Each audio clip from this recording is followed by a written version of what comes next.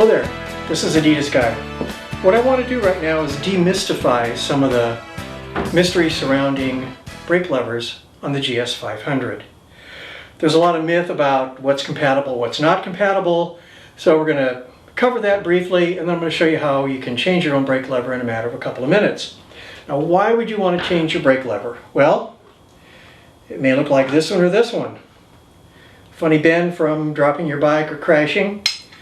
Another reason you might want to change your brake lever is you want a different color. You may want to go with this carbon look. You can get brake levers in just about any color. Or you may want to get a real high quality lever that's adjustable, like this ASV lever. Or you may happen to have a newer bike that came with a fixed lever, and your hands are shorter or longer, you got different gloves, and you want an adjustable lever. There are a number of adjustable levers out there, and interestingly, they are all compatible. When you go browsing eBay looking for brake levers for the GS500, you're going to find them broken down into different categories. They're going to say 1989, 1996, then they might say 1997, 2000, they might say 2001, 2, they might say 2004 to 6, they might say 2007 on, or they might just say all years. The interesting thing is that they are all compatible.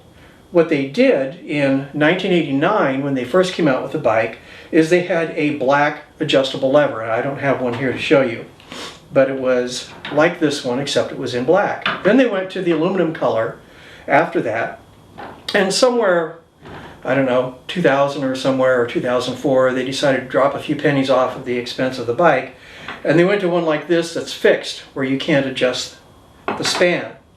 I have to repeat again, the reason you want to adjust the span is if you have a different size of hand or different gloves. So if you're stretching, you might want to have your lever in a little closer.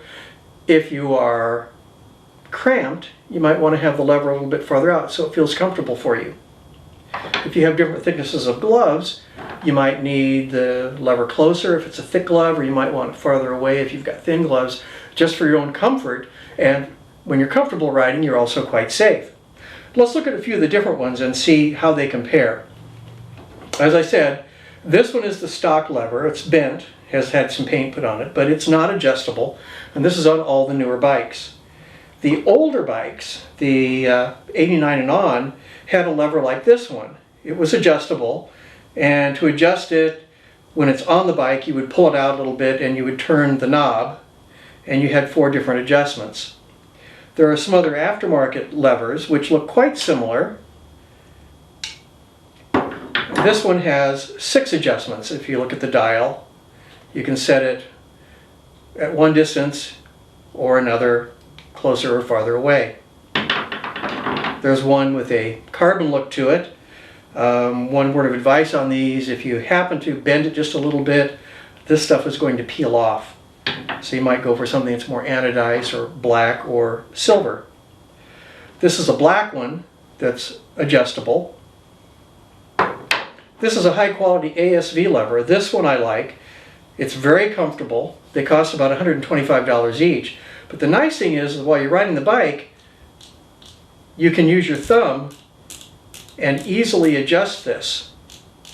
With all of these others that have the knob, to adjust it, you actually have to push the lever out a little bit, because the pin in here goes into a little recess and it locks that into position, so you have to push it out in order to adjust the lever.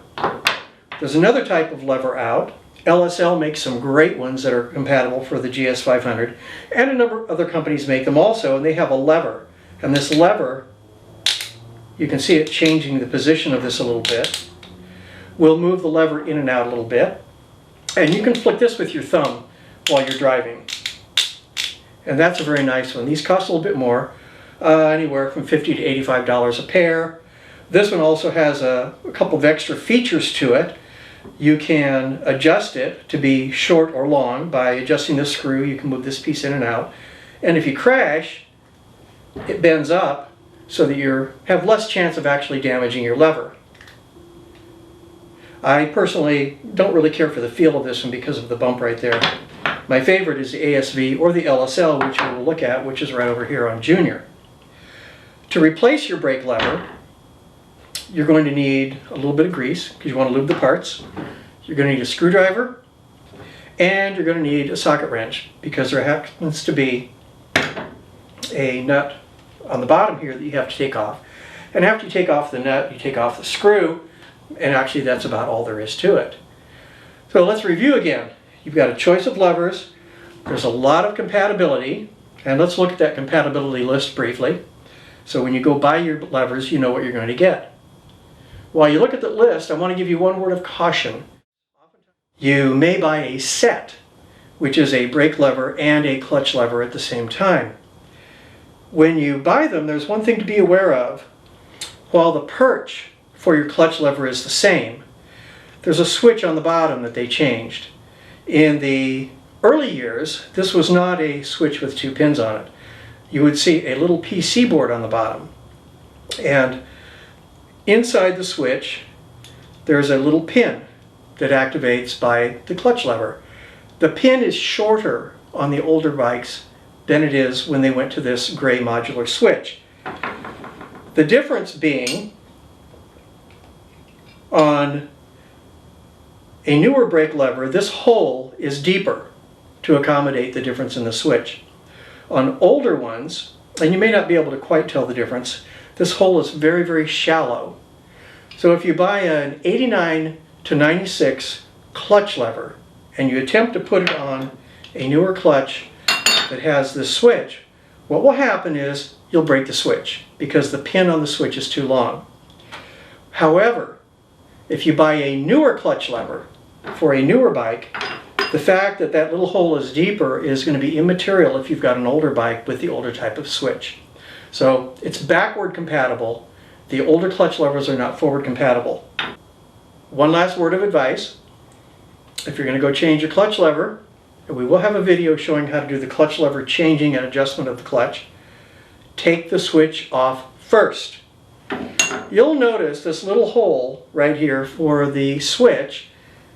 There's no output. There's no place for that pin on that switch to get out. So if you have it on and you yank off the lever, that little hole right there is going to break off the top of the switch, and you're going to have no clutch safety switch anymore, and you'll have to pay $10 to $14 to get a replacement.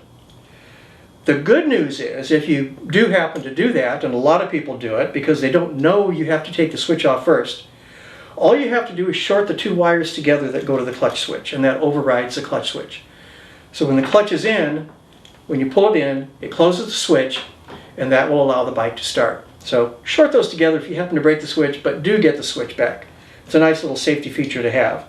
And by the way, all the clutch perches are compatible from 1989 through 2011. Even though the switch has changed, the clutch perch is the same. But remember the difference in the clutch levers. Okay? Okay. To remove the brake lever, you're going to need your screwdriver and your socket of the appropriate size. We are not going to unscrew this screw yet. We have to take the nut off the bottom first, which is right here. We take off the bottom nut.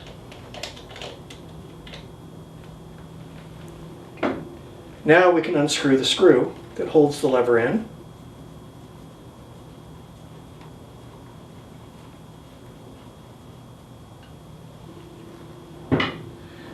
Now we hold and pull him out, and there we are. Brake lever out in a couple of seconds. To put on our other brake lever that we want to put back on, you want to put a little bit of grease in the center hole. Some really good bearing grease.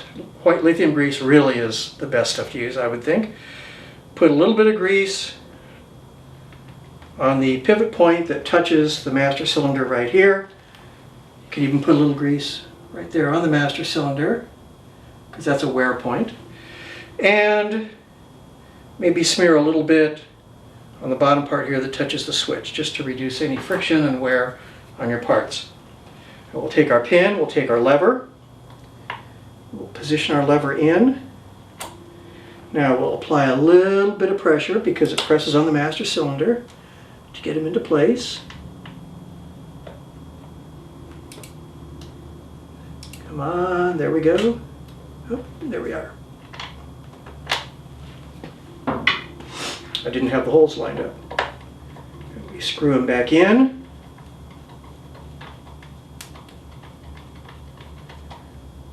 Now after we've screwed them in, we put the nut back on the bottom. It still happens to be in my socket. And you might want to put some thread lock on. It's a nice thing to do. The nut on the bottom often is a nylon lock washer. It has a little nylon ring in it. And if you take that on and off a lot, you might want to replace it. Now I'm going to hold the screwdriver. He's tight. Tighten the nut. Now that's not going to go anywhere. And there's my brake lever. The last thing I want to do is turn the bike on and check my brake light. And he works. That means we're done. We've changed the brake lever in probably a minute. Now I can adjust it to wherever I want it, and so can you.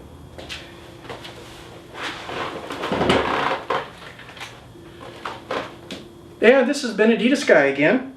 Ride safe. Now you know how to change your brake lever. We'll have another video showing you how to do your clutch lever and do your clutch adjustments. So have fun. Ride safe wherever you go.